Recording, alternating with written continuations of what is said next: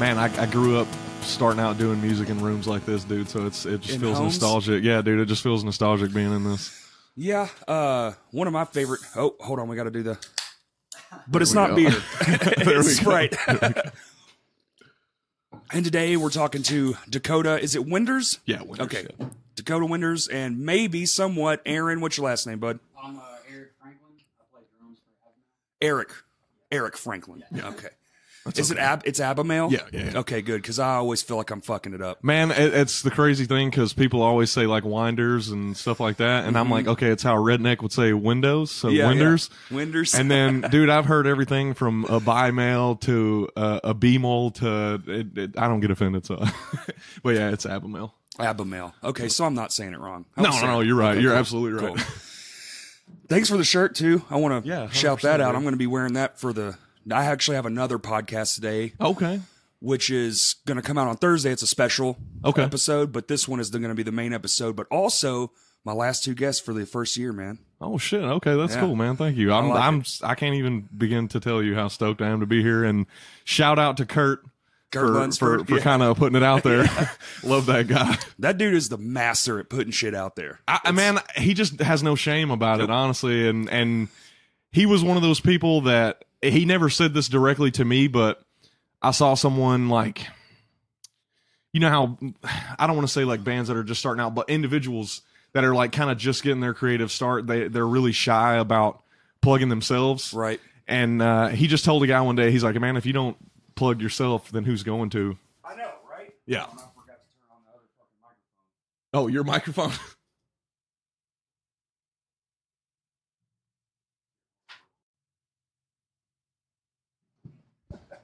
Quick restart. Oh, yeah. I'm a fool. I was like, I'll make your mic hot, and then I just don't fucking do it. Which is hilarious. My last one, this software I'm using is cracked. So Oh, yeah, I remember you the telling me last about that, episode, yeah. The last 30 minutes the of last it? 30 minutes just disappeared. Yeah. And which is ironic because it was about technology. Yeah. So it's like, what a slap in my own fucking face, man. Slap in the face and just kind of showcasing more of the side of technology. Right. But Well, it's kind of my own fault because, Yeah. I mean, I should be paying for what I'm using, but you know. I used a cracked version of that for, I don't want to say our first EP, but Yeah. I can say that buying the real version of it, though, it works a lot. Yeah. It works a lot fucking better. So how long have y'all been a band? I know it's been a hot minute, right? We started in the original band, started in the end of 2010. Okay.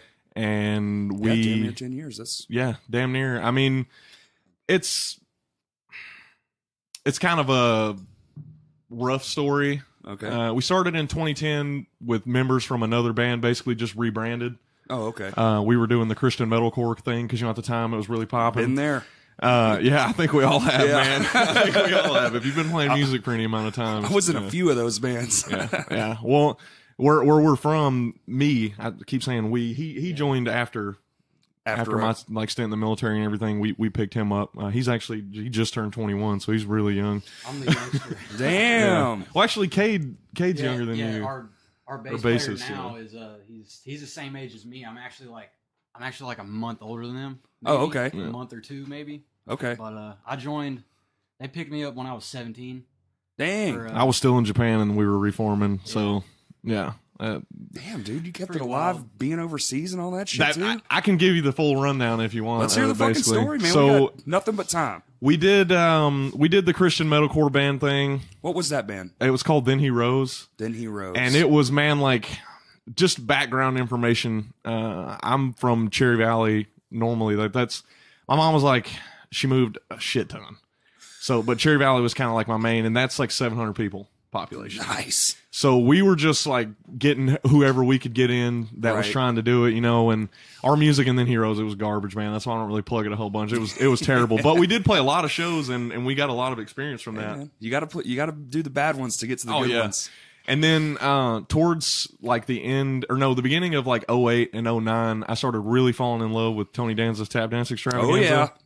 And then Love that fucking band. towards the end of 09, I really got, well, I say towards the end of 09, I had heard of the number 12 Looks Like You Yeah. and listened to a few songs, but the more that I started to like that weird dissonance, like progressive style stuff, I really fell in love with them. So the end of 2009, we started really thinking about like rebranding, because I think Then Heroes started in like 2006, something like that. Like I think I was 13.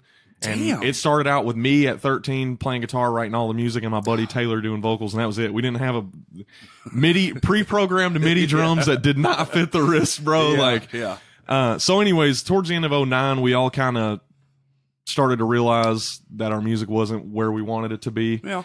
And we were always, and this is why me and Justin became friends, we were always about just like getting crazy on stage, like just moving around. I broke this tooth at our last show with My Hands to War before I left for the military. Broke it on my guitar, dude. Smacked myself in the mouth. Justin was there for that. If you next time you see him, ask him about it. I will. Was I even in the band? Oh man, I really don't remember, because this was Justin playing guitar, or was 2011. I would have been in it. I couldn't. Yeah, I mean, you would know, man. I couldn't tell you, dude. I might not. Yeah, the older you get, man. I know Justin is listening to this, going like, these motherfuckers. He love them. But anyways, if man, he was here, he'd probably be correcting all of us. Yeah, 100%. But we played a show, and we all just kind of realized, like, damn, this is not what we want to do. So I just at the time had been working on making, just to me at the time, as over the top music as I could, just a lot of like syncopated rhythms with a lot of like tapping and a lot of chromatic stuff. Kind of Dillinger-y? Yeah, kind of. Imagine like Dillinger plus Danza, with like jazz sections and shit, like nice. Number 12. And I mean, I'm self-taught everything that I know, and I think everyone in our band is just 100% self-taught. Yeah, I think most people around here are. But yeah, we started doing that, and I came to practice one day and showed them, and they decided that they liked it, so we decided to rebrand. Fast forward, started doing Abimael. Very first show ever as Abimael was Plan B, one of my favorite venues that I've ever played. And where was that? Plan B was in Conway. Conway, that's it. I couldn't tell you exactly where, but we played there, and we actually showed up, and Justin came up to us. I believe it was Justin, and he was like, "Hey, man, do you guys want to headline?" And we're like, "What the fuck?" Like, we played shows before, but like, so we headlined, and that place was packed, dude. Like, front to back, side to side. Love it. You had to turn sideways. You know what I mean? It's great. And like I said, our only goal was to just get wild. The focus was not on like professional musicianship. It was just get crazy, bring energy. So by the time we got done, you know, it was just a really good experience. But anyways, fast forward, we released Auschwitz February of 2012. Okay. And it actually gained a lot of traction. I think in the first couple months it hit over 10K views, which at the time, that's a big deal, especially for us, like never having anything like that. I think even still, man, 10,000 anything right now. I mean, dude, that's still pretty fucking impressive. Everything is so much more accessible now because of social media that people don't give themselves credit for thousands of views. Yeah, because you go to the next guy and it's like, 10 million, yeah, we suck. Yeah. And but anyway, so we released that through Beheading the Traitor and got a lot of attention and started talking with management agencies at the time, like the ones that were starting up. And I mean, they were hitting us up at the time. And so we all started to feel like everything was really promising. And then our drummer at the time decided that he was going to go to college and join a frat. So he kind of just fell off. Yeah. And then our vocalist at the time joined the Army. So we had no choice but to kind of disband. Yeah. And then fast forward to October, I left for boot camp. And then I kept it going by myself as much as I could. Right. And that was when I met Ben Dewar, was in 2014 or 15 maybe. He started doing vocals for Abimael whenever it was internet only. We dropped a single that I mixed and mastered. Hot garbage. Yeah, hot man, garbage. love it. Yeah, hot garbage. Took it down. And then, yeah, man. Yeah, if you can't admit when you do something bad, listen, it's not for you. I got a booklet of shit outside, man, of some of my early days stuff. Yeah. If we get some free time, I'll try to show you. Oh, dude, I would love to see it. 100%. Horrendous, dude. The vocals, shit.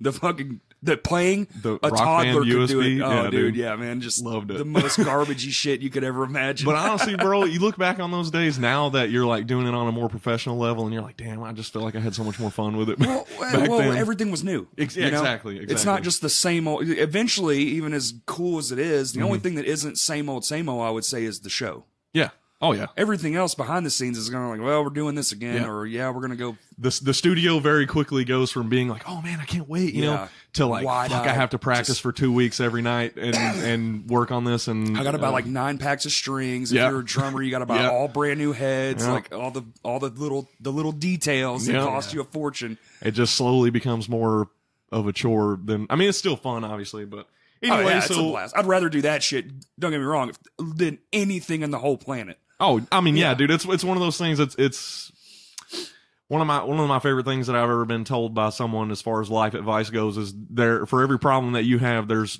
hundreds of people out there that would kill to have that problem. Oh, yeah.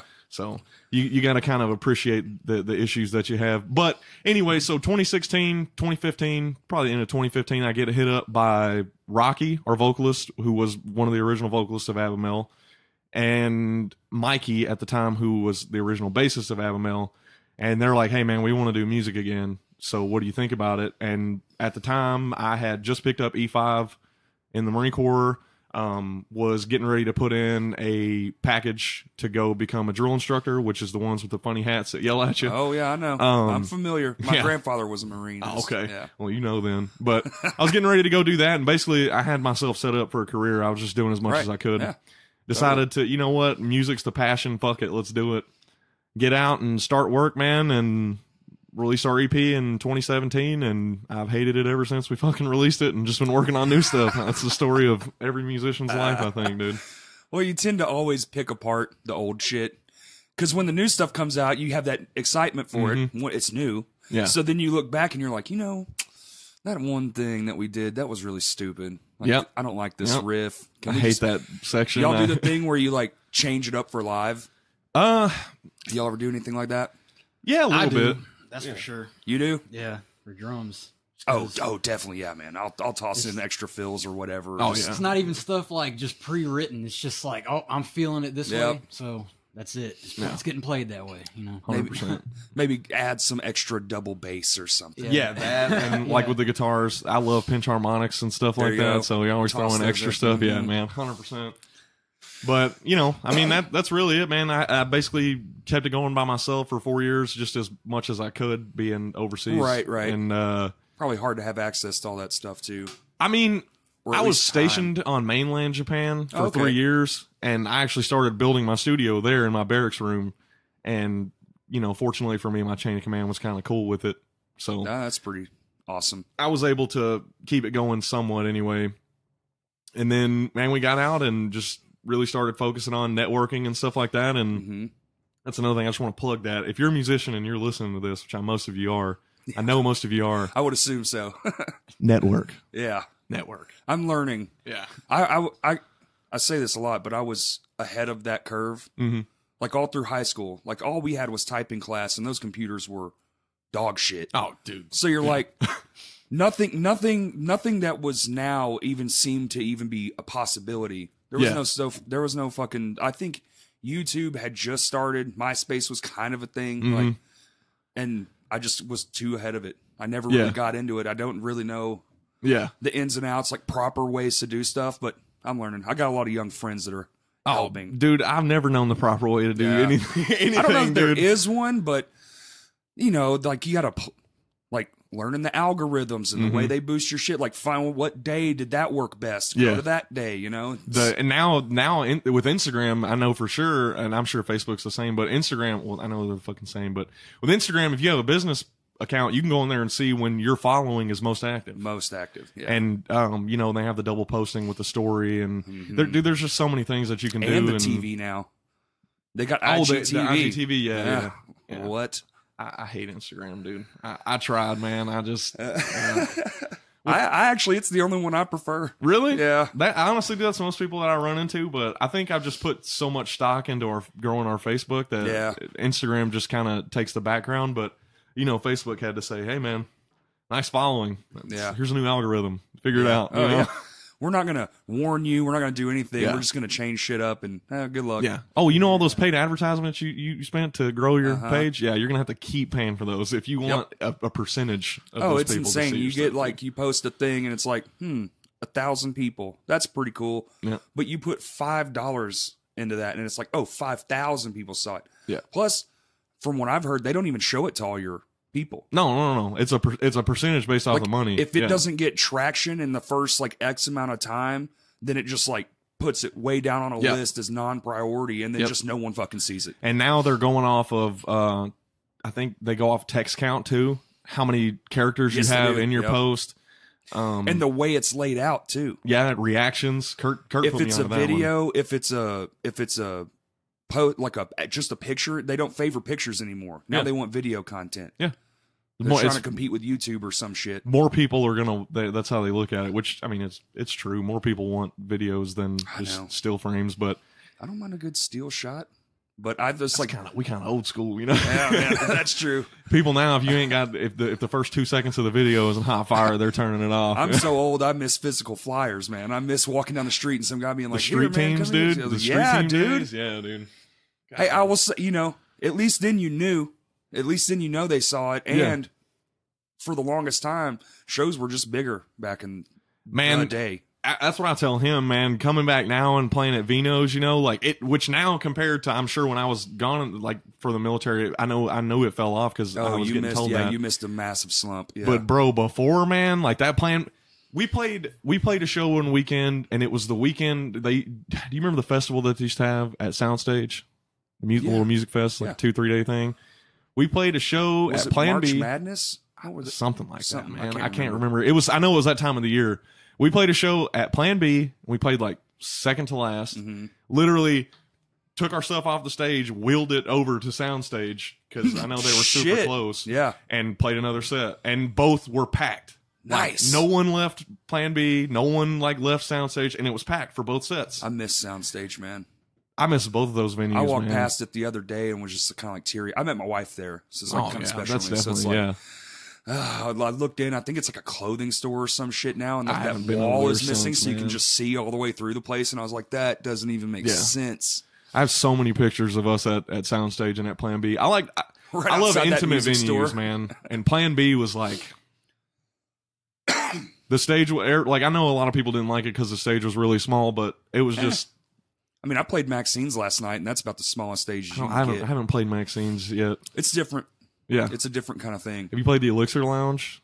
Yes. Yeah, that one, I was like, dang, they actually have a pretty legitimate light setup in here. It was just pretty wild setup. The location just kind of.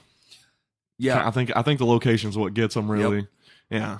But we played there with a couple of guys, Izuna and. I don't even remember either. Man, it's been so long. I can't remember. But anyways, man, I love like more intimate venues, and I love whenever they get packed out because it's just because I have this theory that 50 people in a crowded room, like if we had 50 people in this room when we were playing like right over there, it'd be live. It'd be fucking insane. Yeah, but so really, it's just fullness is what counts. Yeah, and you play a house show and 30 people are there, you're like, that's the best fucking show we ever played. Yeah, because people can't get far enough away to separate themselves. Well, you're sharing the energy, man. Yeah, you're passing it around, and everybody's feeding off everybody. It's just like. It's organic. You're either in it or you're not, and I love that, man. And it kind of forces it too.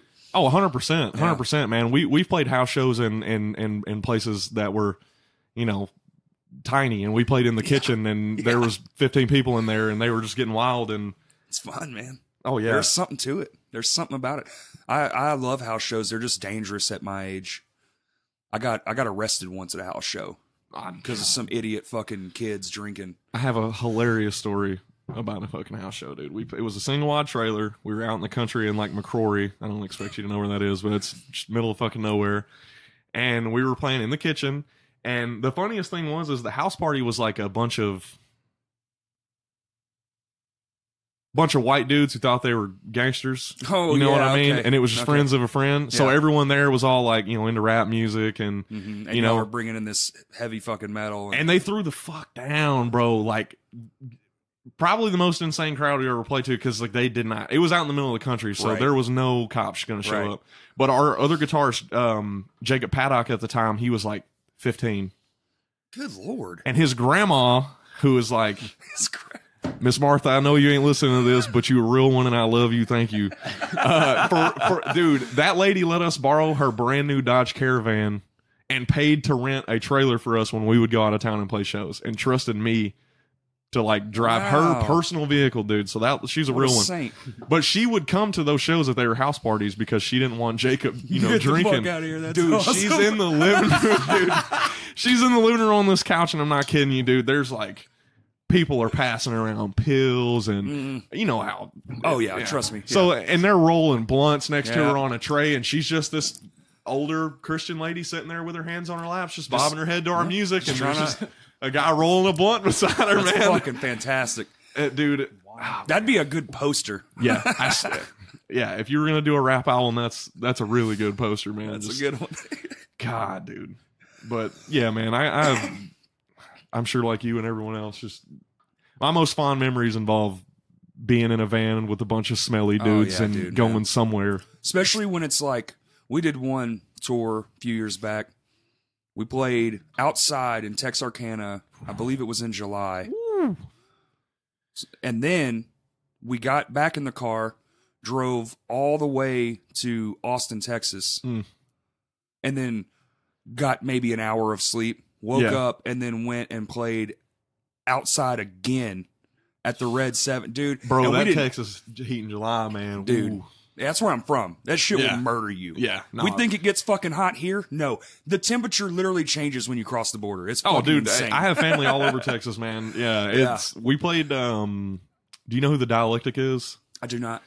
They were a deathcore band that started getting pretty big, and I don't really know the details because I wasn't really into them prior to this. But their vocalist, whenever they were getting ready to come back, made a post, and I got tagged in it. So of course, shameless self promotion. Hey. We ended up getting hit up for the show, and we went to Tyler, Texas, Nice. last June. It was so fun, man. Dude, it so was our van's AC couldn't keep up with the heat, dude. We had to just get out of the van and go It's inside. one of those things where the second you turn the car off, you just sweat. Oh yeah, God. there's When we no got delay. When we got there, we parked. Like, we went and got some food at a fucking Whataburger or something. Yeah, And then we pulled up at the venue, and then we parked. And like in our van, there's like shades you can pull them down over the windows and shit. Man, it was so fucking hot, dude. We had that bitch crunk, and the AC was blasting, and crunk, it just was so hot, dude. It was insane. That was the first time I ever went to Texas, so. Oh yeah. That was the first time experiencing that for me. So. Yeah, man, we went in the venue and they had air on, and I was like, oh, thank God. Yeah. Thank God. And then, running on no sleep. But it's crazy how you travel in a van, you're like, damn, I can't wait to not be driving. And then as soon as you haven't done it for a couple days, you're like, damn, I can't wait to be driving again. It's kind of weird. Yeah, we did like 3,000 miles in 8 days or 9 days. Damn, dude. And it was all over the place, but I didn't shower once. Yeah. So I was horrendously nasty. See, that's where I got the military experience. Baby wipes is your best friend, man. That's it, man. Baby wipes is your best friend. Baby wipes and some Gold Bond. Yeah. Keep the chafe away. Yep. You better bring that Gold Bond too, or you're gonna be playing with your legs apart and you don't know what's going on. It's the worst. And on the last show, and I drove the whole time because I don't trust other people when I drive. Oh, I have a. I feel for It you. terrifies me to ride along with people. I'm for in the some back reason. like, we're all gonna die. This is it. yep.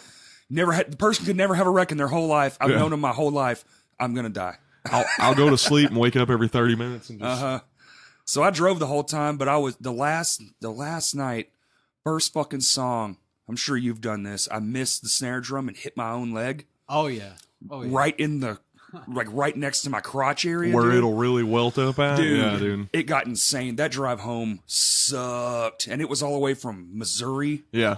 And we had to come through. You got the trailer. There ain't no cruise control. No. Yeah. In a Suburban with the smelliest people on earth. Oh yeah, dude. Yeah. And just mad because of the smell, but you don't have anyone to direct it at. Oh, it's me. I'm the smelly one. Yeah, no, it's a common fact in my band. Being mad I'm at the- yourself is yeah. worse than being mad at someone else. I'm the stinky one. Actually, there was our old keyboard player, Bryce.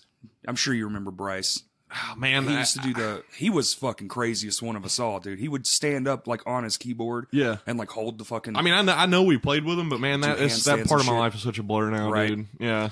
yeah, it's- time. It's a motherfucker. See, we actually met Justin with Medic Red. The first show that we ever played with him was whenever it was him and John, I think was the guy's name. Yeah, it was in Medic Red, and we were just as taken aback by them as they were by us. And so after we got done playing, they were just like, "Hey, man." I talked so much shit about Medic Red. Dude, it was it for was the time. It was a cool idea. The idea, I told them this. I Yeah. said, the idea is flawless. You need to do this. Your execution is dog shit.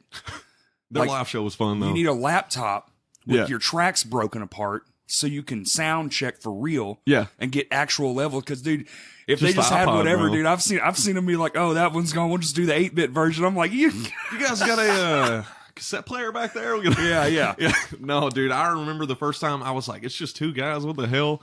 And then the MIDI drum started, and I was like, oh, this is dope. Because I really liked Sky Eats Airplane at the time, dude. Yeah. And I was like, wow, this Those is really guys are tight. fucking awesome. And it was a Seeny Weenie days, too. So, you know, yeah. everyone was really digging that, like Nintendo core stuff I got at the to play time. with those guys a few times. Who? Who'd you just say? The Oh, band. Sky Eats Airplane? Airplane. Yeah, I sorry. remember when they took over with a full band. I was like, What? you're like everyone else now. I remember when it was just mainly MIDI. Yeah, but their drummer is fucking mechanical, man. He's a machine. Or was. They're not. I don't think they're. They're not a band anymore. It's one of those bands that it's a lot of it sounds simple, but it's not at all. Yeah, no, not even close. The amount of like layering. Yeah, that they I have would in just their watch music, that yeah. guy, mate. Basically, but I'm a drummer, so it was like most times I'm watching the other drummer, like, oh shit, I think shit. That's definitely the smartest way to be if you're trying to do it on a professional level. Yeah, you got to watch other people. do as the professionals do. Kind of 100%. take from things and I like what he's doing there. I might start doing that. It'll take that little bit of information. Oh yeah, 100%, and working man. shows was the best because at the Village I did the monitors, so I'd just be side stage the whole fucking time. Drummer's right there, mouth wide open. That's it. Yeah. Just like fuck yeah, dude. Dude, we got so lucky, and I didn't realize this until later on, but Then He Rose got so lucky with shows because I've played the New Daisy on Bill Street more times than I ever cared to play it again. Like I'm not even that's legitimate. Like I've never played there. I'd love to. The venue's cool. It's big. It's big as fuck. We've played it packed out once, and it's insane because you can fit a lot of people in there. I think it's like over 2,000. We didn't play. It wasn't 2,000. I mean, packed like the front half of the house was so packed that still a lot of people. It was a lot of people. Yeah, and it's an insane. It's an insane experience. But most of the shows that we played were either all locals or really smaller kind of touring bands, and I just have learned I prefer the more intimate venues over the giant ones because, like you said, the smaller the space, the more energy. Well, the idea is just build small, so get a fan base, and finally, once you can't fit your fans in those places anymore, move up. Now you're playing the New Daisy, and now it's full again, and it feels the same, really. Oh, You're yeah. like, oh, shit, we're all together. Yeah, 100%. But our thing was just like everyone, just trying to figure stuff out. Right. And we were just taking what we could get, you know what I mean? That's what you do in the beginning. You just fucking play and figure stuff out, and you're gonna fucking have some misses for sure. Oh, yeah. 100, dude. We still have misses. Dude, and that's something like on to more of like local bands around here. Like, you know, I'm not a professional by any means. I mean, I'm a professional. Like, I carry myself as a professional, but I don't know what I'm doing any more than anyone else that's been doing it for as long as me. I've just figured things out. Yeah. And man, when I get hit up from bands that are getting started or individuals from this area that are getting started and they hit me up because, you know, Abimael has like 14.2K on Facebook and over 100,000 streams on Spotify. So, I mean, we're not anything insane. Still but pretty cool. From where we started, it's a big deal, you know? So, and my piece of advice to people is like, man, experiment, but be open to criticism because yeah, man. Yeah. And don't listen to the negative criticism. If someone's coming at you like, oh, you guys suck. Like, fuck that guy. Yeah, fuck that That's guy. just a bitch ass. He's not one you want in your corner. And but who cares what he thinks? Being willing to share your knowledge with smaller bands. And I like to phrase it as a question. Yeah. Instead, like to try to not be an asshole. It's like, Oh, hey, yeah. man, I love your stuff, but why would you do this when you could just, you know, maybe not, or do something different? And most of the time, they know exactly what you're going to say. Right. And it's just the self-awareness is a big deal. And making it, in air quotes, you can't see because you're listening to this, but making it with music is just a lot of trial and error and being willing to learn what you need to learn. That's right. In my opinion, anyway. Well, the only way I learn is by fucking up. Yeah, so that's 99. You can tell me shit all day, and I'll be like, yeah, okay, cool, and I'm probably still gonna do it. Yeah. But then when I fuck up, I'll be like, all right, well, you were right. Yeah. I own my shit. I was wrong. Sorry. On to the next one. Exact same way when it comes to drums. Oh, dude, yeah. I feel like I'm just now a decent drummer. I've been playing for 20 fucking years, and I'm like just now, like, man, I don't miss as much as I used to, and I can actually pull off some complicated shit. Yeah. So it's like I just now feel comfortable behind a drum kit, which is crazy to think It took 20 fucking No, years. I know exactly. But it's what like you're saying. it really does feel like it took 20 fucking years to get through all the bullshit. 1,000 hours makes you a master at something. 10,000 hours. 10,000. Yeah, that's what it is. Not 1,000.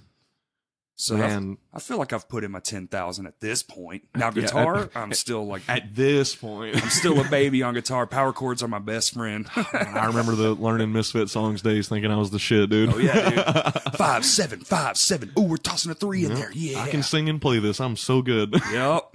Man, that's something that I try to put out to people too, is like, man, as someone, like, when people get caught up in, as I call it, the social media shit show, and they get caught up too much in other people's opinions on their abilities, I'm like, man, make music that you're proud of and that you're confident in, and that's all that matters. Just keep focusing on it. That's all that matters. But don't be afraid to tear your own shit down too. No, if you're not doing that, music's not for you. If you're not willing to sit there, and I mean, Eric, how many songs have I completely scrapped that you and everyone else was like, damn, this is dude, fucking. Yeah. Delete the whole Logic file. Like, if you're not willing to do that, being a musician's not. Dude, we'll do it. We do these breakdown practices where we'll take songs that are newer, and we'll be like, man, something just don't feel right, man. Let's slow the tempo down because we play fast. So like, let's slow it down. Let's play it note for note, beat for beat, and you kind of like listen to the vibe in slow motion, and then be like, all right, let me fix this here. Let me change this. Like, maybe we just scrap this entire part. It just doesn't feel like it belongs here. Yeah. All the fucking time, dude. We've thrown away more songs than we've ever. Oh, dude, I see. I ever since I started building my studio setup and I learned the power of being able to sit down and track demos while you're writing. That's fancy. I will record what I sent you the other day. It's like 1:50. Yeah. I cannot tell you how many times I've played that. Dude, I gotta say, man, was it Luna or Lunar? Luna? What was that? What was that track? Lorna. Yeah, like Lorna Shore. Yeah, it's yeah, that's my jam. I love that. I listened to all that stuff you sent me, and I was like, that one kicks. Yeah, Lorna was ass. actually the first one of that kind of style that I wrote that made me go, this is what the next one's going to be. This is the next album. Fucking brutal. I love it, dude. It's the only one out of all those that are like, it's 100% done. Like, I'm not going to do anything else to it. I wouldn't fuck that song at all. No. And I love the fucking, the operatic kind of like feel like that. This is going to sound cliche as fuck, but when I first heard it, I was like, is this a Demi Moore Gear song? Dude, so whenever I first started listening to metal, and I know that you'll be able to relate to this, there's certain subgenres that you're just like, I really don't see how people like this. It used to be tech death for me. Now, tech death, absolute favorite subgenre. Black metal, too. And man, what I realized, especially and that song's named Lorna, because I just fell in love with Lorna Shore when they came out, and I never knew what made them different. And then I kind of started getting into black metal, and I just love big atmosphere. So with our new stuff, I'm really trying to focus on bringing that and just having more like the slowest song so far is 240 BPM. Yeah, that's the slowest one. So this slow, real slow, the slowest. But man, I love doing stuff like that, and I never thought, country boy from a town of 700 people would get into black metal as heavily as I did. Metal, but man, it's just fun. But back to what you were saying, we don't do songwriting at practice. I write all of our music. Okay, that's the orchestral stuff. Like our band. Justin writes everything. Yeah, and then we add to it. And that's the exact same thing we do. And I'll sit there and I'll send them something, and I'll be like, listen to this as much as you can. For like a week. I like that too, though, because it keeps your band consistent. I like when there's only like one or two people that write the songs and everyone else just kind of throws in their 2 cents to make sure the song is theirs, but it's like you're covering your own ass with the other guys' opinions. Yeah. Because those people's opinions, you're like, okay, I trust that, you've been playing the same old shit. Yeah. It's like, this line here, like our bassist, our new bassist, Cody, when he comes in, he's already starting to add stuff. Yeah. And beef up parts that we wrote that were kind of dumbed down. That's always a good feeling when you get a good bassist, Cade. I know you're out there. Dude, that is if you're new to instruments, pick up a fucking bass, man. There's not enough good bassists out there. And basses, like, look at the guy from Archspire. He is just as much of a part of those songs being good as the guitarist and Ollie, their vocalist. And like, go ahead and play your shit without a bass and tell me. Play a show without a bass. Yeah. Dude, even practicing without a bass. I'm in another band, and when we practice without the bass, I'm just like, we don't even need to do this. Yeah, because it does not. There's not as much like volume in the room. It adds all the ass, dude. Bass is the ass, and it's a drum set in a guitar form. Oh yeah, that's how I view it. It's a drum set and a guitar. And, yeah, yeah, man. Best, man. I used to really not think bass was that big of a deal when I was younger. It's as important as the drum kit. 100%. It's just as important as everything else. Like, and being willing to not be a guitarist that's playing bass for the sake of having a bassist, but being someone that's learning. Yes, there's a fundamental difference between bass and guitar. And it's your attitude about it. It's how you're playing. It's how you're picking it. The chord structures are slightly different. Yes. A lot of finesse in bass playing. That's why I like it, man. If you listen to, I'm going to keep saying Archspire because their bassist is just insane, but any tech death band, if you separate one guitar from the other, it's the same song and it's obviously same key and everything, but one guitar is like a whole different song from the other. Yeah. And if you listen to the bass, same thing. And it's because they're not really focusing on like, I'm going to do this on my own because I think it sounds good, but it's like, what can I do to complement everything else, but also do my own layered thing. Lots of layers. If you're listening, play bass. We need you. We need and drummers. Yep, a lot. Yeah, I feel like there's a shortage. I keep getting hit up all the time. But I was down in Nashville one time and we were playing, and this guy owned the cigar store. And there was like this place in the back. We were all just set up jamming, and I got done and I came around and it made me feel good. It was a compliment. He was like, "Hey man, you're pretty damn good at drumming. Yeah. Don't let these guys find out. You'll be in 19 bands before you leave." Dude, that's the truth. If you're a guitarist and you're looking for a band, just start your own, dude. Like, just start your own, man. Yeah, every band has too many guitar players sometimes. You've either got to be legendary at it or you just got to do your own project, man. So and then good luck finding a bassist and a drummer. Oh, yeah. Because there's fucking scarce. Man, when we started back, we started up with our old drummer, and we would ask questions about, like, like drum kits and stuff like that, and not like in a standoffish way, but he was always like slow to respond. And so we're like, damn, maybe this guy's like, and I'm like, I'm not leaving a career to, so we ended up kind of looking around, and he's actually at the time was primarily a guitarist, like prodigy level guitarist, like really good, like, and yeah. Wow. And he sent us a video of him playing drums to this track that I sent him to try out. And as soon as he hit the first clean blast beat, I was like, yeah, we need to get this guy. There you go. So we debated on it, and we ended up letting the other guy go and picking him up. And I mean, this dude at 17 was ready to move from Mississippi to Arkansas, start a life as an adult, and like chase music. So it took longer than expected, like than what we wanted for me to like move. Well, yeah, you're moving from a whole nother state. we knew. You said you moved from where? From Mississippi. I was living in Strayhorn, Mississippi. It's like an hour from Memphis or something.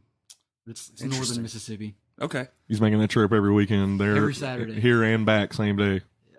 Y'all are road dogs, man. Like how long did you say? You said you drove 102 miles here. Oh no, that was just one. That was just one leg 2 of the hours trip. and 2 hours and like 20 minutes to get here or something like that. Yeah, man, it was about the same for me driving from my parents' house to the practice spot.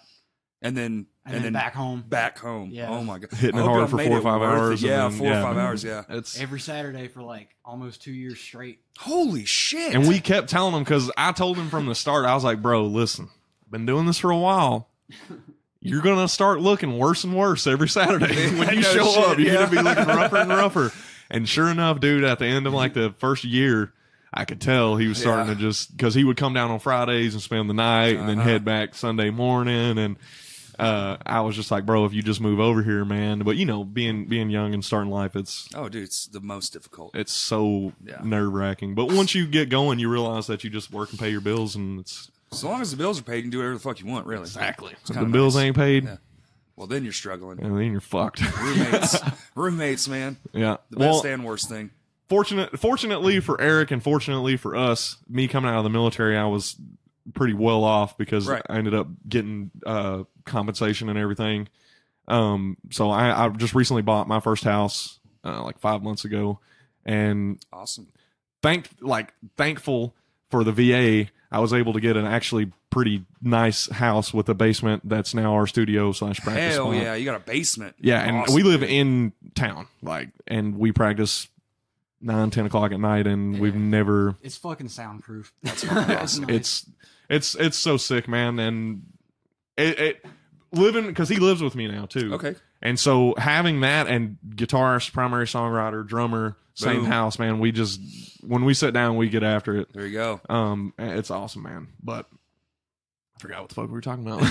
Him moving from Mississippi. Let's go to is there any like, because the stuff you sent me is fucking brutal. Thank you, man. Brutally I'm so heavy. stoked on all of it so far. What was the drive to get to that point? Was it just like trial and error, or like was this a conscious effort to try to get a little bit more extreme and operatic, and So like you just hearing it back enough to where you're like, I want to do something a little like a spin on what we're doing? the big thing for me was the EP was definitely a rushed effort to get something out, because like I said, the original release of Auschwitz on YouTube now is over, I'm pretty sure it's over 30,000 views over the life of it being up, which it's been 7 years. So that's nothing crazy, but it's still, for me, like it's a lot and it's a big deal.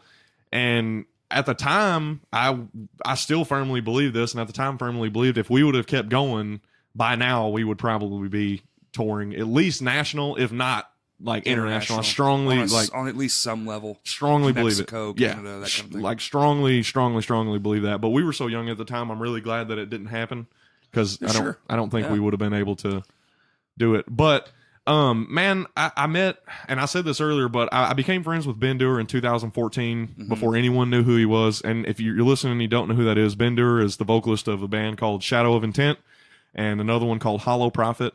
And if you've never heard of those bands and you like deathcore, you're legitimately screwing up. Yeah, like you should.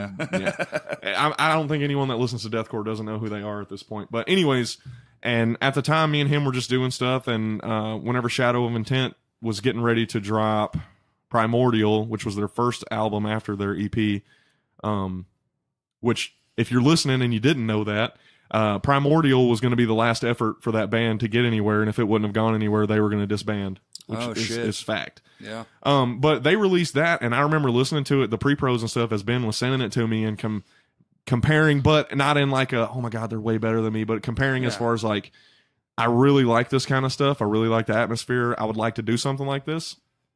I incorporated it as best I could with the EP, not the cinematic stuff and stuff like that, but more just big atmosphere. And then a couple of the songs on the EP have that sort of stuff. And we dropped the EP, and I just immediately, like most people, just went back to writing. Right. I wrote a bunch of stuff, like 4 or 5 songs, finished them all, and realized I hated them. And then, dude, I'm not kidding you, bro. I woke up on a Saturday with the idea for the beginning of that song, Lorna. It doesn't have a name yet. Actually, it does. The real name of it's Voices. Oh, okay. Anyway, I woke up and I had like the intro to it, the bum, bum, bum, had it in my head, and I was like, okay. And I sit there, and that song, beginning to end, flowed same day. Not the atmospheric stuff, but just the main part. It all just flowed, and I added all the atmospherics in, and the main riff, the fast one, that just clicked too, and it was the first thing that I ever written that was that fast. Speed picking, man. And it's dude, quick. I don't know, man. Just something about being able to record that and being so stoked on it, it just really pushed me. So I started focusing more on like my technique and economy picking and what do they call it? Economy of movement, and just getting faster and clean. And I don't know, man. I just fell in love with like the blackened strings and piano and choirs, and I really don't know other than like the Ben thing, man. I just started really falling in love with that kind of stuff. Yeah, that's cool. Yeah, and. So how do y'all pull that shit off live, man? Y'all play into a click track with like a laptop? Or? Yeah, we have a in-ear monitor system. Okay. We have 4 body packs. And doing it big boy style shit. Yeah, man. When I started wanting to do that kind of stuff, I was like, you know what? If we're gonna do this, we need to be as legit as possible. Because man, go big or go home. That's always my thing. Like you're playing anything over 200 BPM at 16ths, you need to have something guiding the way too. Yeah. And my thing with it is you can do click tracks and still add in additional stuff to the songs live. Yeah. It's no big deal, especially. Well, it's just keeping the tempo is all it's doing. Yeah, 100%. Yeah, we've never done it, but we're too fucking. There's no fucking way. It's not for us. I mean, y'all are so good, anyways. It doesn't fucking matter. We actually did a one song, and then the video we shot from a live concert, and I layered the two just to like make a promo video. Yeah. Lined up. Oh, yeah. Exactly. Yeah. I was like, we play this literally the same every fucking time we play it. Yeah, oh, yeah. Yeah. Mouth, words, everything. It all just lined up, and it two totally different occasions of playing the song. And I was like, that's pretty badass. Yeah. So, I mean, I won't lie to you. Originally, we wanted to play to click tracks because Dalton from Levels, shout out Dalton and Rob. You're my homeboys and everyone else in Levels. Love you guys. They told me that they played to a click, just him, just the drummer. And at the time, he was young and relatively inexperienced at drums. Really good, but just as far as being in a band, inexperienced. Yeah. So we initially only had him playing to a click. But what we started to realize is with like pauses and the slower parts in songs, it's really easy to get off tempo. So we eventually just, especially when only one person knows it's coming. Yeah, exactly. Like I would give everyone looks. Like, oh yeah, you know, like we're about to hit it. You know, the drop's coming. You know, and everyone would know. But we did the Southern Boy thing and rigged our own in-ear monitor system together. Hell yeah, dude! just a 16-channel rack mount mixer, the actual in-ear monitors, the body packs. If you know how to do it, it's not hard or expensive. Nah. But man, just Dalton really kind of pushed it because it takes it makes your practices way more productive because everyone's practicing to a click, and it also rolls over to when you're in the studio. And that's one of the most important things to me. Yeah. And if you've never been to an actual studio and track to a metronome or even practice to a metronome before, do it. Yeah. And voice crack, do it, and you'll see how much better your playing gets. Like over a couple weeks, a lot tighter. Yeah, for sure. Way tighter. It is kind of weird. I was doing it for a few months in between bands one time because I'd never done it before, and I was like, couldn't find anybody to come over and play, so I was like, fuck it, man. I got this metronome. I might as well use it. Put my headphones in and just fucking sit there and ding, doom, doom, doom, ding, doom, doom. You can hear it in your head all day long, man. Just fucking, all right, here we go. And then just play whatever I'm just a jammer. I don't really play other people's shit. So I just kind of. All of us, man, in the same way, yeah. Just kind of just noodle around or whatever. Now, I've never done it with guitar. I feel like I would just fuck that all up. What do you mean, with a click or just jamming? Oh, yeah. Man. The first time we ever went to the studio was the first time I ever played or recorded to a metronome. And luckily we had practiced enough that it didn't matter, but man, it makes such a huge difference. And then just with live having the click, because we have the 16-channel mixer, so we can run Rocky's microphone through it, and he can hear himself with no floor monitors. Right. And my thinking was I've played enough shows where the sound guy is terrible or the sound system itself is terrible. Yeah, a lot of times it's the sound system.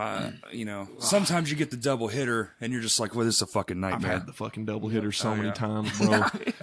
And we this played, is my cousin Rick. He's never done this a day in his life, but he's going to run sound tonight on that PA over there. Like, those are 6-inch speakers. Yeah. Dude, I'm not going to say names or exact locations, but we played one dude, and I'm not kidding you. Every band took 30 to 45 minutes to like be ready to play because the sound guy was running new cables, exchanging cables. What the fuck? Having to test everything on the mixer to figure out what something is. And I was like, oh my God, it was the worst show that I've ever played, man.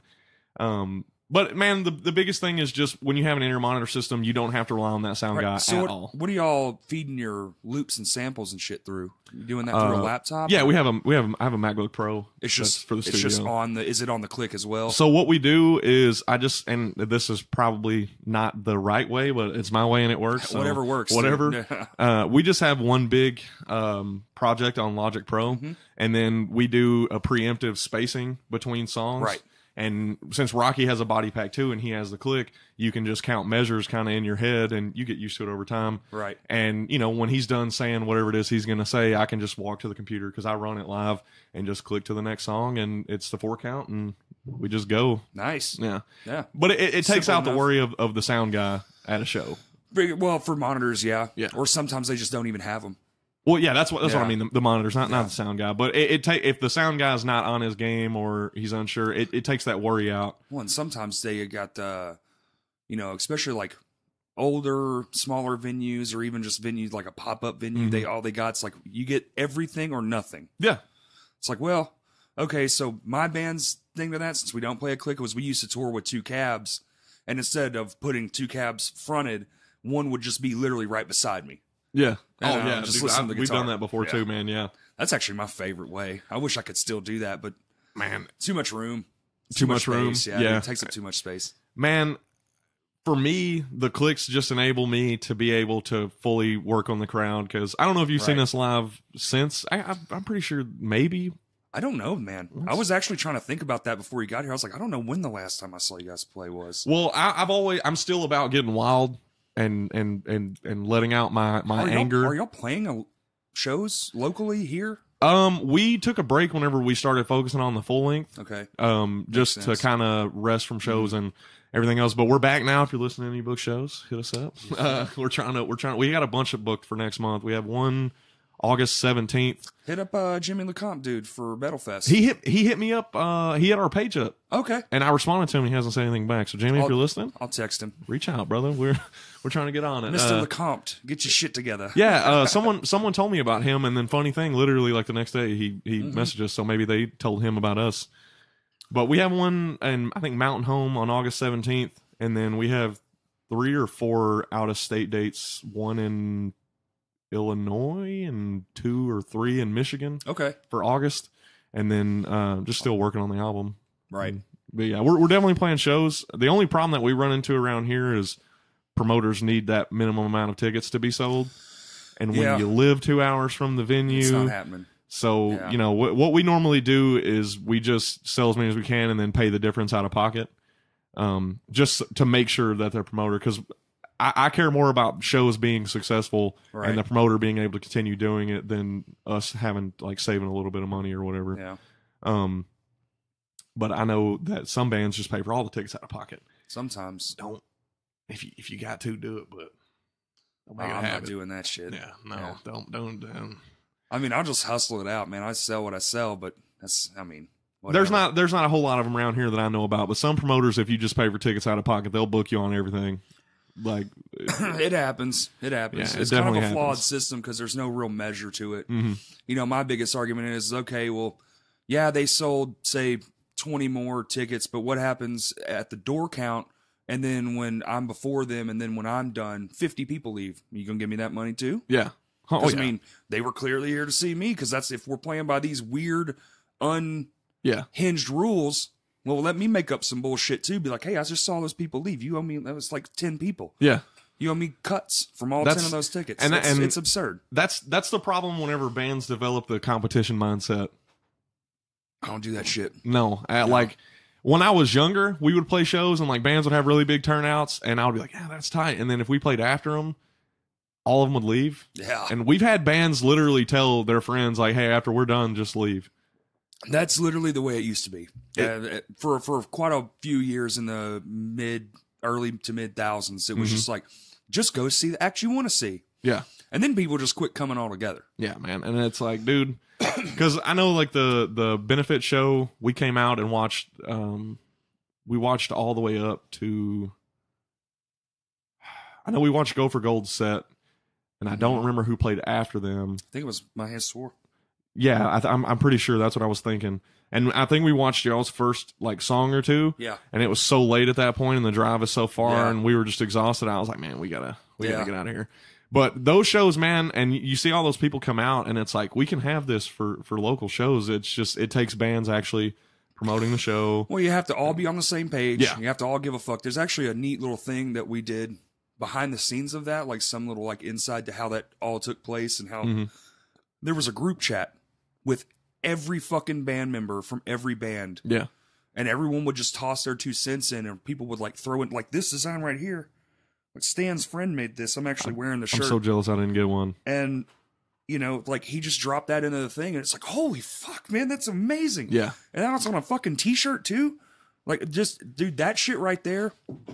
I've done that twice this year with shows, and both were massive crowds. Oh, dude, man. I think when all the bands, the camaraderie is up, you're pushing yourself harder because you want everyone to succeed now, and you're not just focusing on your own selfish means. Or, it's just not benefiting you. It's benefiting everyone. Yeah. And I definitely work harder when it's going to benefit a large group of people. And that show benefited even more than just that show is fucking insane, dude. I mean, it benefited every person that's ever going to play on there for the next foreseeable. You know, I haven't been back to see it yet. It's cool, man. Yeah. It's weird. It fucks with my brain still, and I built the damn thing. So it's just like, dude.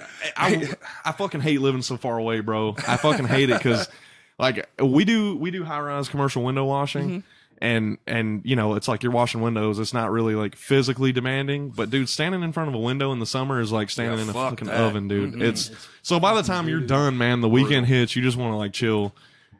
But I wanted to come help rebuild, but it was during the week. And Yeah, it was man. just- Well, it actually took way longer than we thought. Like that, shit. it was a mess. We're actually going to do a little.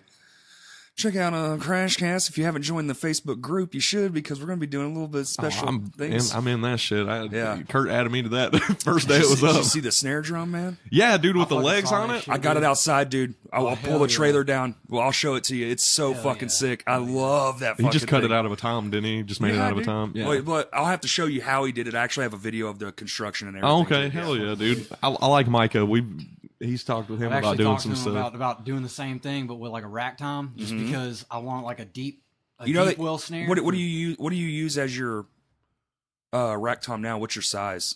I've got 12, 14, and then I got like those are the 2 rack toms. Okay. And then I got 2 floor toms. I was gonna say they. 8, 10, 12, 14, 16. He has 3 My racks, 2 my- floors. Okay. My 8-inch one, I need to get screws for Yeah. it though. 'Cause And you want something on legs? I don't know. Like I've seen that, and I saw your live stream Mhm. yesterday about it, and I was like, I don't know, because I'm so used to using just a normal stand, and Right. the way you were talking about it on your live stream Dude. about it being so much more room, Dude. I don't know. It's I'd have to. I'll I'd have tell to you check it what. out. We'll set up a mini kit I'm when so we're down. done here. Let's set I'm up a little down. mini kit. We're with it. Dude, I'll show, dude, your fucking mind's gonna break. You're like, I'm this, so ready. this can't be fucking real. Yeah. It's the shit. Hell yeah. Everyone listening, it's the coolest fucking thing I've ever had the chance to like own. I could Yeah. tell at the beginning of the video by your face, you Yeah. were like, I don't know how to work this fucking phone, but Yeah. let me show you Yeah. this shit. Yeah, dude, I'm with Shit it, was so man. funny, dude. Dude, I think it's so sick that Micah's doing what he's doing. Dude. And like, I've been talking to him through messaging, dude. His goals are to the fucking sky, dude. Yeah. I think he needs to get a patent officer in his back pocket, because the ideas that he fucking has, man, are. It's raining its ass off outside. Is it? Right now. Is it really? Yeah. oh, Of shit, course yeah, it is. I can Oh. see it. It's like sunny and rain is summer Fucking storms, Arkansas, man. Wait 5 Arkansas. minutes. Yeah. So anyway, so you guys are playing some shows, Mm-hmm. but you're going to focus on the album. Is there a tentative time of year this might come out, or are we looking at next year? What's It's that? probably, man, the way that it's going right now, it's probably going to be early next year before it releases. okay. But as far as the writing goes, so you can give me some input on this. So according to industry professionals, the smart way to go now with streaming platforms and the way that kind of the music industry is going, apparently, and I kind of agree with it, but also at the same time, I don't. So anyways, they're saying that nowadays it's smarter to do more singles and EPs Yeah. than to do albums. But my thing with that is if you're doing albums, which I'm not going to name any band in particular here because I can't think of anyone off the top of my head, but if you're releasing full-length albums and every song sort of sounds similar and you're putting a lot of flair and effort into those one songs, but you can tell what songs are kind of filler songs on certain Right. people's albums, On albums, yeah. then yeah, no one's really going to listen to the album front to back. They're going to pick their favorites and go. But if you're they've spending your always done time, that, really, though. yeah, but my thing is like All Shall Perish is Awaken the Dreamers Uh-huh. album. That's my favorite deathcore album of all time, and Front to back. I don't skip songs Right. front to back. So for me, it's just I guess it depends on the level of effort, but when you're kind of growing, I think it is smarter to do the EPs. I think it's more of just a marketing thing, man. People Yeah. like we're actually. I have this weird theory that the music industry is actually taking steps backwards. That's the way it used to be, man. Johnny Cash and shit, all these bands, like their albums would come out, but that wasn't really the big focus. They'd be in a studio cutting the fucking vinyl in real time to a machine, and then somebody would take that A&R or whoever would straight take, across the road. literally right Yep. across the fucking street to a radio station and immediately start playing it. It's Yeah. it's the old version of what we have now. But the thing about that is it's progression, and it seems like it's backward progression. But my take on it is nowadays it's just all about content and staying relevant. Or maybe that standard was the standard we should have fucking kept, and that whole thing that blew up the music industry where every band was just dropping full albums was the wrong way to do it. Yeah, honestly, and I agree with it. Only time will tell. Yeah, Because if yeah. this stays the way it is, I mean, dude, they did it that way for fucking decades. Mm-hmm. And then they just kind of shifted into full album releases. But bands were bigger, the style was wilder, you know. They were shit was selling getting- more physical copies. Well, yeah, more people on Earth means more people are going to come to your shit. Well, Oh, that's a less population streaming issue. platforms. Yeah. Yeah. So for me, I think Spotify doesn't pay great but They I pay don't dog shit. I don't think it's as bad as what most other like. It's not fantastic. They're the worst. No, that's what I'm saying. It's not great by any means, and it is bad. But it's also, if you're putting out consistent music and getting those new streams, because a song in its first couple months is going to get more plays. Sure, always. Yeah. So that's where it makes sense to me Right. to release stuff more often. So I'm leaning towards more of, because right now we have 6 songs right now. And one of those is the one that I sent you that's not like fully done. Right. So I'm torn between writing one more and like an album intro, calling it, and just doing like a shorter one versus finishing up the album, which is most likely what we're going to end up doing. And if that happens, it'll be early next year by the time that everything's ready to go when we drop. Okay. That's awesome. That's so like late winter, maybe spring. Hopefully we'll be posting like teasers videos stuff, and we're planning at least one music video for our next single, and once we drop that, we're not going to drop that until the rest of the album's written, right? And I work really closely with the guy that's mixing and mastering our album, Phil Plascota of Sonic Assault, and like he's basically helping produce as time goes, so I send him stuff and he gives me feedback. And nice. So with him, I know that once he gets our stuff, he's probably going to crank it out as absolutely fast as possible, because most of those guys do. He's just that's their job, like legitimately stoked on it, and it feels really good to, you know. So once he gets all of it and we get those mixes back, and you know we figure out what we're going to do for pre-orders and all that, it'll be pretty quick after that. That's how it was with the EP anyway. So we don't really have a tentative date right now. I'm hoping by the end of the year we'll have everything done, and because once all the songs are written, we'll track all the songs are written. We'll probably take a month for everyone to jam everything and get everything done, and then we'll come in, finalize one weekend, and then the next weekend we'll stay 3 or 4 days, track the whole thing. Boom. Sweet.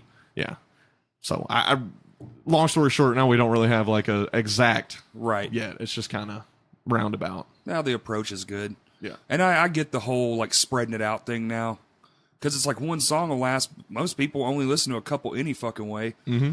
And you're going to get tossed in a playlist, so it's just going to come around. Yeah. And then you drop that next new song, and fuck, another new one. Wow. Yeah. People just like new shit. Well, that's a good thing that Spotify has done, is they've opened up those curated playlists. Yeah, they've actually made those, like, you can apply for it. It's not just you randomly get picked. You actually put your music in, and they can do that. And I know that happened to Go for Gold and Past Comfort. It's badass. Yeah, which is, when that happened, I was like, that's so sick. I love seeing bands from our area. I love both those bands. People don't, like, when people listen to us and they're like, yeah, these guys are really good, where are they from? And they find out where we're from, they're like, what the fuck? Like, what the fuck? I didn't know that this kind of stuff even existed. And there's a lot of talent here, man. It's insane, dude. Arkansas's filled with it, man. It's insane. Filled with it. Yeah. I mean, you go to a local show and watch bands that are, you know, not in like a shit talky way, but bands that are taking themselves serious and actually wanting to do the damn thing. They're killing it, bro. They're killing it. I've seen some of my favorite bands on earth, dude, have existed right here. Yeah. And they're so fucking talented, and then they just, you know, time goes on, life happens, and then their break doesn't happen, so then they just kind of go on with life, and you're just like, fuck. That's where the location kind of gets you. Fuck. But that's the one downside to being here, is a lot of people just don't pay attention. Dude, the bigger of a group of people that we have that are trying to make it happen and putting those bands on Front Street. That's right. Because I feel like we're everybody helping everybody, which is kind of a new thing you're seeing, which I love. Yeah. I've been saying that shit for a long time. Definitely. If we all bring each other up, someone's going to fucking get there. And at least we can be proud of that. And then there's more eyes on the area. 100%. Exactly. Yeah.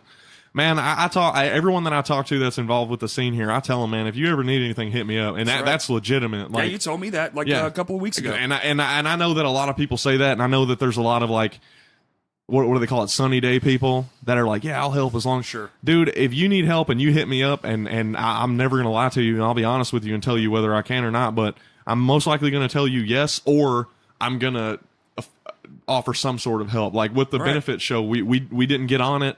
I tried, but we tried too late. One of my friends was telling me to hit you guys up, but I was like, I know that people get annoyed when you're hitting up about shows. That's how it is, man. That's just how that shit goes. But I was like, you know what? We can't play it. We're gonna make a donation. Yeah. I don't remember how big of a donation we made, but I know it was over 200. No, I know it was crazy. We wanted to do more, man. The plan was to do more, but I think our van fucked up or something. Damn. You know how that shit goes. So we made the repairs, but as far as like the scene goes, man, like anything that I can help with or my bandmates can help with, man, like 100%, like hit us up. If you don't have me on social media, hit our page, like, Right. and we're there as much as we can be. I like that, man. That's what I'm trying to do with this whole thing too. It's just like, yeah, let's make shit a reality. Yeah. No, this is, dude, I don't blow smoke up people's asses.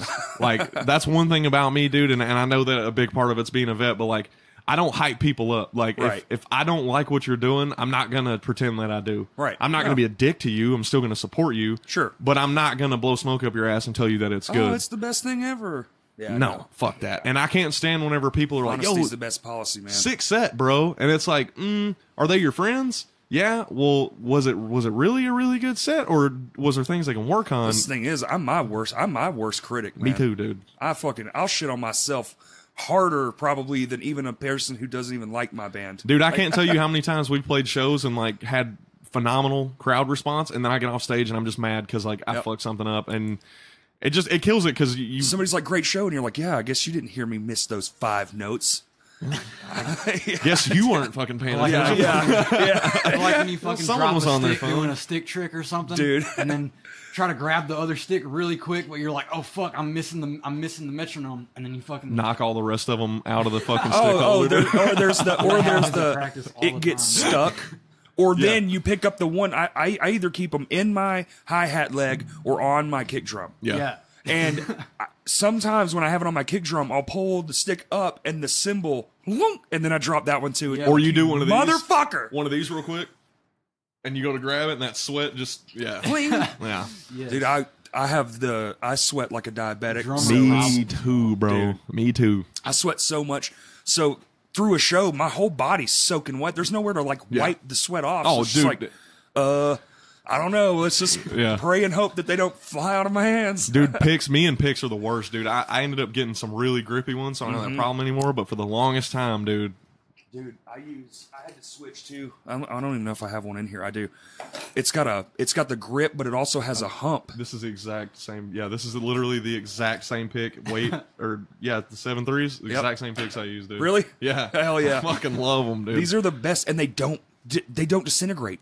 I've had this pick for months, and that's the worst damage I've done to it. See, mine, because I do a lot of like speed picking stuff. So mine kind of go bad after a few weeks, but still for a pick, Yeah. those picks are really good. I love them. Dude, they're called wedgies. Yeah. Yeah. You have to get them online, though, which sucks. I wish Our they- local music shop carries See, them, dude. what the fuck? Yeah, Backbeat Had I and known that, Jonesboro, shout I'd out. have sent you some money and be like, yo, pick me up some Well, dude, picks. do that, I bro. will. Next time we come through, I'll bring you a I fucking... will, because that's actually my last one. Yeah. Dude, shout out to Backbeat, man, because Backbeat Music in Jonesboro, Arkansas, if you're ever there. Dude, I've gone in there and I've had to bug them because one thing about people that play music is there's a lot of talk. Right. And not a lot of like actually doing, but I've begged them time and time again to order me bulk sets of strings because we play extended range. I play an 8-string, and I really like the Ernie Ball skinny top, heavy bottoms. Yes. And you cannot bulk order those as like an individual person. They finally did it, and I came up there and dropped the money, and he was like, hey, if you need anything else, let me know. I'm trying to get him to get me a box of those picks, dude, and I will pay for the whole box, and I will give you half of it. I'm telling you, dude, if I ever had like a custom pick made, it would be on a fucking wedgie. Oh, dude, I'm not getting any done until I can. Dude, like, yeah. These are the sickest. I don't know, that little bitty hump with that groove in there, man. If you get that thing seated in there properly, all night. It doesn't matter how sweaty. Yeah, All night. I fucking love them, dude. Love you 'em. can, and if it starts to get too sweaty, you can flip it. That's flip right. the hump on the opposite side, and it's even more grippy. Yeah, dude. Great minds I think didn't think we alike, were bro. going to nerd out on picks, but that's great. Dude, I was sitting here thinking, like, when you pulled the pick out, I was like, yeah, that definitely looks. And then you said the hump, and I was like, yeah, there it is. Yeah, dude. Dude, I got that from, I was at an Under Oath show, man, and that's the same shit Tim McTagg uses. Oh, shit. And he threw one out, and I just saw it on the fucking floor. Yeah. I was like, oh, shit, nobody wanted that? That's This is mine. a gift from God. Uh-huh. And I was like, so I started actually, cardinal sin, I started using it. Because Yeah. I was like, this is weird. I've never seen this I have an before. acacia strain when I've used. I don't care. So I'm playing on it, and I'm like, this is badass. But he plays with the 1 mil. I'm like, that's too much for me. But I pick really hard. thankfully, the name is written right on the pick. Yeah. So I was like, wedgie, huh? And I looked that shit up and then bought some. Dude, Backbeat has an entire shelf that spins with these little bitty drawers. They're probably like 1 inch by 8 inches long. Old school, And, man. yeah, you just pull them out, and I've gone in there because I bought like the thin size, medium. I just bought one of everything, Right. Because I like Just the to grip. test them out too. The 7.3s were perfect. I went in there and got the whole. I got a bag of them in my house, man. That's so sick. I love them, dude. That's so sick. I kind of wanted to plug this too because I know a lot of people around here listen. I co-own Colossal Studios with Dalton. Yeah, I was gonna bring that up. I figured that you would. Yeah. But I co-own that with Dalton. I don't do any of the mixing, and I do mixing, but I don't do mastering. Okay. I'm working on that, and I'm not good enough to offer it or charge anyone. But I do Same. have. Yeah. I do have a really good interface. I have an Audient i14. It's not Sweet. huge, but it's a really good interface. Yeah. We have an SM7B. I have a cloud lifter, which you don't need with that interface, but we have it. If we do Some microphone, that SM7B, they say the cloud lifters. no, with another one you do, but the Audient i14 has a built-in driver. Oh, really? Dope. It's insane how good that thing is compared to the cloud lifter. Because the cloud lifter's really good. I love it. I wish with all of me I could afford that kind of shit for in here, man. Because like spoken on all those high end podcasts, they all use them. Oh yeah, That's where they get the fidelity from. I'm like, Yeah. it's that thing. yeah. Oh yeah, that and Yeah. the SM7B, man. Yeah. The audio quality on those are insane. Especially spoken word and screaming. God, they handle screams Yeah, so dude, good, dude. That mic is just. It's a powerhouse. We got that one, and I had never used one before, Right. other than just at a studio. And we hooked it up, and I mean, dude, it just Yeah, they're insane. Yeah. It might be the hype one is of the best it's mics real. ever made. Yeah, the hype is so Yeah. true on those. But anyways, I will track any local band to Arkansas for free. Damn. For free. If you need MIDI programmed, you can ask Eric, you can ask any of my bandmates. I write all of the bass. Everything that you've heard the drumming on it, I wrote. Oh, okay. And programmed. I can program your MIDI for you. I can play bass. I can program MIDI bass. We can track your guitars. If you're struggling with the part, you can teach He's it to hella me. good at it, I'll just so help y'all you. know.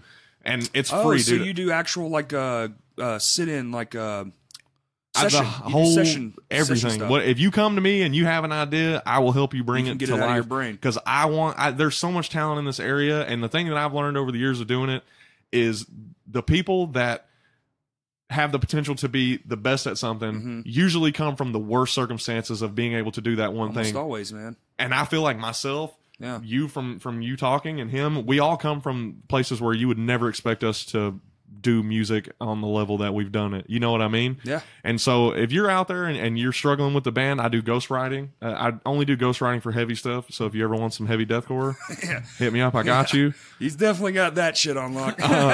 And I mean, but as far as the recording goes, man, I know how to mix the stems down to send them to whoever you get. So if you come to me and you track, you'll walk Nice. away, and all you have to do is give me an email address of a studio engineer that's going to mix and master it. Master it, yeah. And I will send them the stems in a zip file, and anything that they need from then on, you got That's it. fantastic, man. So, and it's free. I'm not doing it to build a portfolio. I don't care about that. I just Yeah, want to help you don't really need a bands portfolio. get professional music, because that's a big problem around here. Is bands it's hard, man.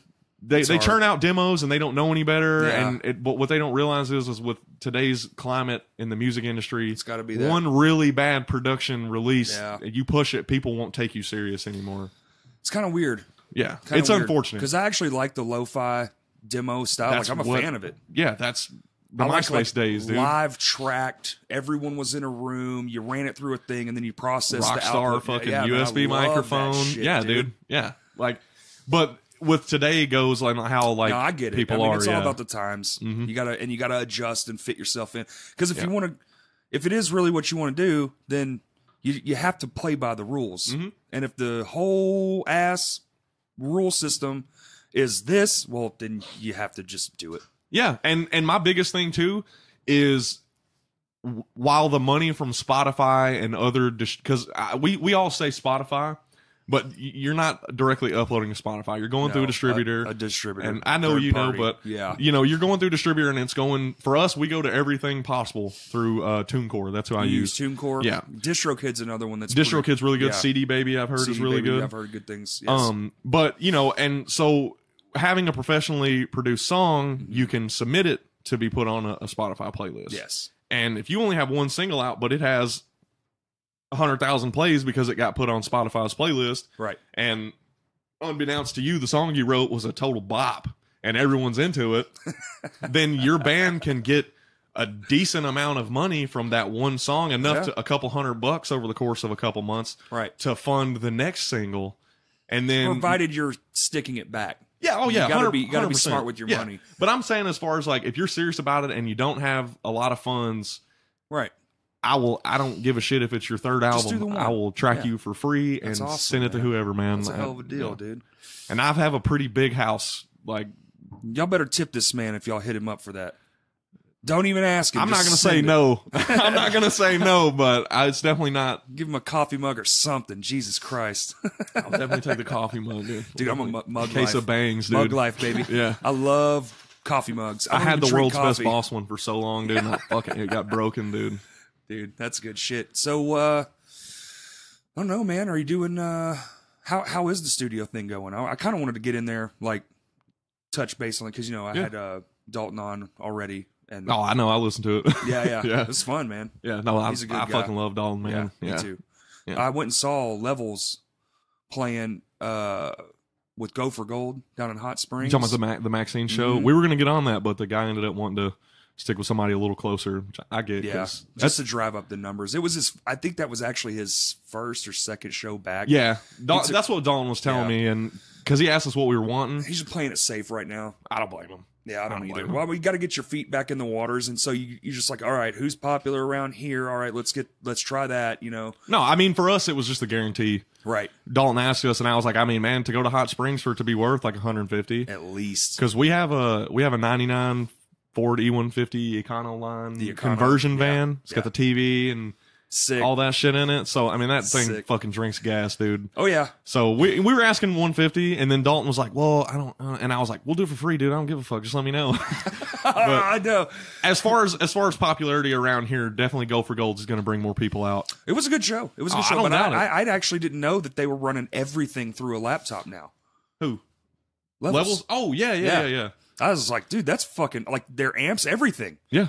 I'm pretty sure Dalton uses plugins for all of their distortion and everything. Yeah.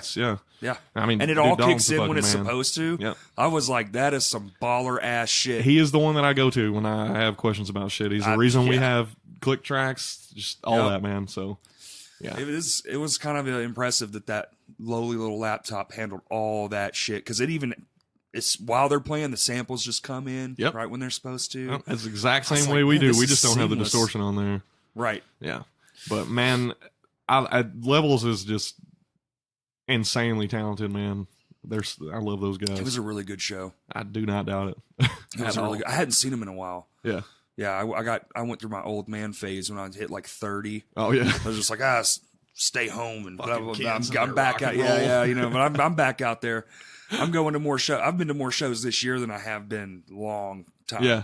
Man, I can't fucking say it enough, dude. I hate living so far away, bro. I fucking hate it. 'Cause- Well, you said you just bought a house. Did thought ever cross your mind before you bought out there to come closer? No. No. Without putting too much of my personal information out there, I got over a 2,000 square foot house for under $150,000. Yeah, you ain't gonna do that here. Well under Yeah, $150,000, and that's with fenced-in property, the basement, a garage. That same house here would run you about $250. Yeah, no, I know, and it was just the town I live in is really nice. That's cool. Jonesboro's expanding like crazy. It's Of literally course. going to end up being like Fayetteville. Oh yeah. They're trying to hit all the towns that are known here. There's just like these massive building projects going on all around. Nonstop, Yeah. dude. Nonstop. When one's done, another huge one starts. Every Like- time I only go to Fayetteville like every couple of years, but every time you go, it's like, Jesus, a new fucking city. Yeah, dude. It's Fayetteville's so insane. fucking nice. Fayetteville and Rogers are just exploded. If you live in Little Rock and you're not at Vino's every fucking chance you get, you're ungrateful, dude. Like, that's how I feel, man. I actually haven't. I've been back and seen a few shows, but I actually haven't played since. Yeah. This show right here. Oh shit. We need to get something going, Man, bro. we just try not to oversaturate ourselves, because That's smart. That's why we broke up the first time, Yeah. because we were just playing every fucking chance we got, and it was really, it's kind of stupid. Locally, yeah, on a because you local just hit a level. point where people are like, "Oh God, man! Like how many Like times?" them can you-" again. Yeah, we've seen your set. Yeah, Like, so now we want to keep it special. yeah, Yeah, and we always try to do new shit for every show. Mhm. Like last night, playing fucking Maxine's, we had our entire light rig in there, and it was stupid. Like, there's no reason. Yeah. But we did it anyway. And it was badass. Sometimes you do shit for no reason. You just do it. That's the best way to do it, man. Y'all's light show is so fucking... That's why I hit you up about the lights, man, because I would love to get something going like that, but... Dude, I can show you all that shit. I got it all right outside. I really want to see a lot of it to see exactly how it works. See how it functions. I'll show you. Yeah. Because I wouldn't want to really do a whole bunch of colored lights. Just maybe some, but... You want some accents, for sure. Maybe even if you just put them behind your shit to, like, go up the wall. I'm saying, like, what y'all do, like, more kind of a... Yes, like more in your face, white, exactly. like blackout approach. That shit is sick, yeah. It adds to the spastic nature. Oh, 100%. And it just takes your show to the next level. That's what I try to tell people. I think I hope I worded it right, but basically you take your sound and you think about it in terms of a light. With us, it's chaos. So the most chaotic thing would be the difference, the black and the white, boom, boom, and you're switching between the two, clack, clack, clack, and it's just all over the thing. So it's just like the theatrics in it. Yeah, and it definitely amplifies that sound. So if you're like a cool jazzy, like one of the coolest fucking things I ever fucking saw on a light show, and this is going to sound hysterical, but I worked at the Village, so I saw a lot of acts, but Michael Franti, hey, what's going away? Gonna find out. I don't even know the words. I've heard it. Yo, it was on like every fucking thing. I'm sure I fucking heard Homeboy's light show was lamps. Yeah. Really? They wired up a bunch of lamps to work through a DMX controller. That's so sick. And a fucking light guy with a full light board was controlling just probably 40 lamps on stage. I wonder how many antique shops they had to go to. Dude, to get and the they were all like, you nailed it. So they were all sick, like dude. different antique-y style. You can't do like up-to-date lamps. It wouldn't be fucking it would cool. look like shit. People were like, what are you, modern home You go to building? IKEA and fucking buy them out of House and Home, dude. That's an important top, man. You gotta focus on. There was another band. It's like an indie band, like a jivey indie band. Like fucking get the Christmas tree lights that have the flow, and just make a big ass backdrop of those ones that just kind of like rain. They have that rain effect built in. So sick, dude. And while you're playing, and people would just be fucking vibing hard, man. Yeah, man. I mean, it's all about setting it's just about atmosphere. Well, and people think like lights. When you say the word lights to, especially an inexperienced person, you think big money. It's foreign because you're so fucking used to watching these bands with $100,000 mover. Like each one of those is pyrotechnics and shit. Yeah, it's like nah. Yeah, you can make your own. Every light show we've ever owned, minus the movers we have now, was completely homegrown. Yeah, we did it. Oh, we went to fucking Home Depot. Said, what do we want? Figuring it the fuck out. Yeah, man. I'm about that shit, man. That's literally our live rig is because we have, thanks to Levels, Dalton always fucking inspiring me. We have one big rig now, and our inner monitor system's at the top of it, and all of our mine and Lucas's pods, we have the Pod HD Pro X's or whatever. That's in there. Our power amps are in there. Our bassist actually just got the Alpha and Omega Dark Glass 900 watt head. Really? That thing is fat. Fucking. If you've been thinking about buying one, buy it. I haven't, but I know what you're talking about. I'm not talking about you. I'm saying anybody listening to this, make the move. That bitch is worth it, dude. It's insane. We just upgraded our rig, or Cody upgraded his rig. I say we. Yeah. Didn't do shit. He did it. Yeah. No, I got you. He dropped a whole bucket of money on that fucking thing. It's real easy to do one of these and only get one thing. I swear, dude. He hit the mark. He got the head, the cab, and the bass. Yeah. He did the trifecta, man. I was like, dude, are you homeless now? Or like, what's the deal? Just making it happen. See, he had one of the red, was it Mapex? PDP? No, it was a fucking PV, it was a PV starter kit. PV drums? PV? Yeah, it was PV. Nice.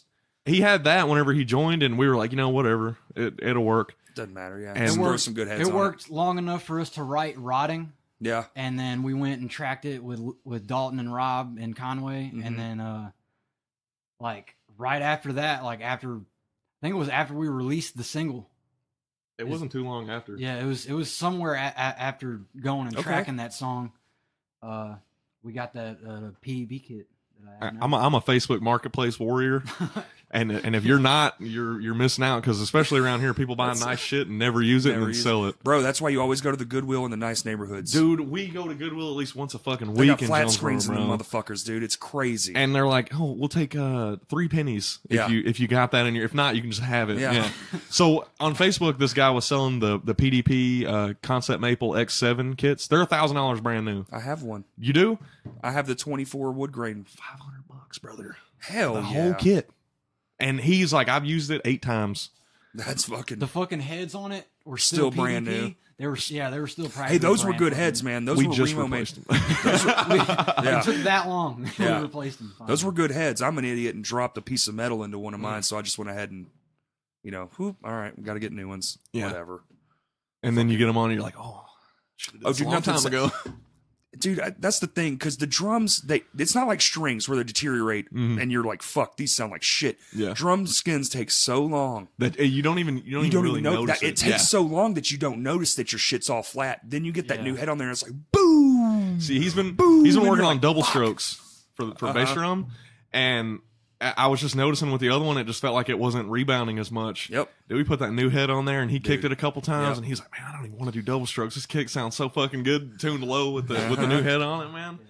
They lose their tension, man. Even though they're on there and they're tight, there's a retention in that plastic that once the rebound's gone, if you're having to physically push down, Yeah. it's done. Yeah, the man, head's done. and- You're supposed to, dude. Big bands, they change them out every 2 to 3 shows. If you can afford it, I guess. Well, it's Go free for it. them, man. Yeah. They ain't affording shit.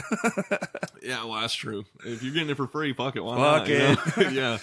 It's easy to say fuck it when you're getting it for free, but when you're dropping $100 on just the beater side of the drums, you know what I mean? my kick drum head is $75. Yeah. Yeah, it's like Same. fuck. Yeah, something like Do you that, use dude. the EMAD?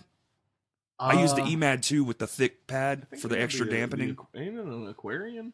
I think Super I kick? looked at that one at Backbeat, and doesn't it have like on the inside of it? It's where you could put like a pad. It's a inside foam of it. ring. Yeah. Yeah. Mine doesn't have that on it, but it has the overlap. Oh, where you- okay. Where you Yeah. can put it in there. Is that the super kick? I'm I pretty think sure it that's is, what actually. it's called. Yeah, it's like Super Aquar- Kick 2, maybe. Yeah, super kick 2. That's Yeah, it. something like that. That yeah. one's built for speed. Yeah. Dude, it See, sounds so The goddamn EMAD, you probably would stay away from that one. That one's more of a power head, Yeah. and that's more my style. Mm-hmm. I do some double bass stuff, but not as a lot of it's just pop, pop, Yeah. just kicking the shit out of it. Yeah. Which I'll show you. I fucked up my kick pedal last night, dude. The Man. axle is literally like a fucking U shape for some reason. Goddamn, man. When you fuck some pedals up, dude, that's like, oh, Dude, it's like $500 fucking dollars for Your that heart's pedal. just like, Yeah, I oh, was man. pretty upset, and it was a good show too. That's what sucks. It's like, fuck, man. I want to be pissed, but I'm riding high. I'm confused. Fuck it. Yeah. no, dude, it's a never ending fucking quest of money, dude. Yeah, dude, go for it. I'm gonna steal one of these Sprites. Sprite brought to you by Sprite.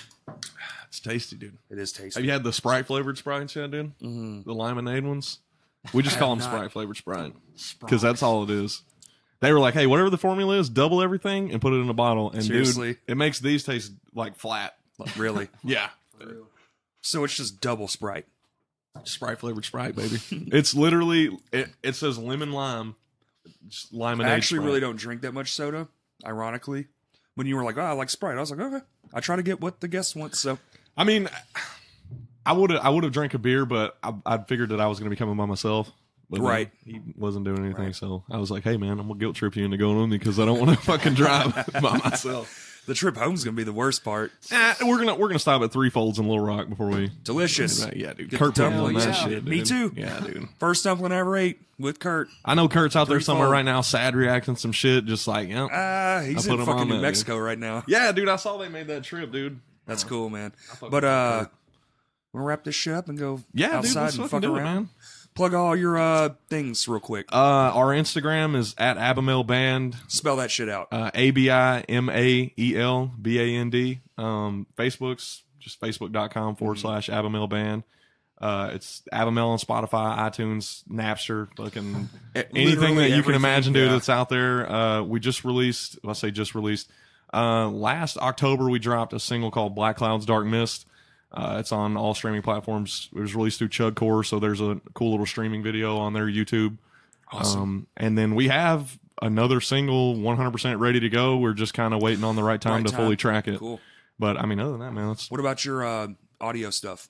for me, I don't have a Facebook page for it. Okay. You can add me on Facebook, Dakota Winders, Dakota Winders. There's 2 profiles. Just fucking add both, and I'll add you on one of them. yeah. And just feel free, absolutely, to send me a message. If I don't respond immediately like I normally do, I will get back to you as soon as I possibly can. You are really quick on it. So quick, in fact, a lot of times I'm like, shit, man, I got in a really good habit because I've missed opportunities. Yep. From not, and Smart. and I'm like, fuck that. If you hit me up and it's about something important, I'm gonna get you back as soon as I can. That's awesome. And I don't mind phone calls. So Well, Y'all can add me too. I'm Eric Franklin. You know, ERIC. I'm the drummer.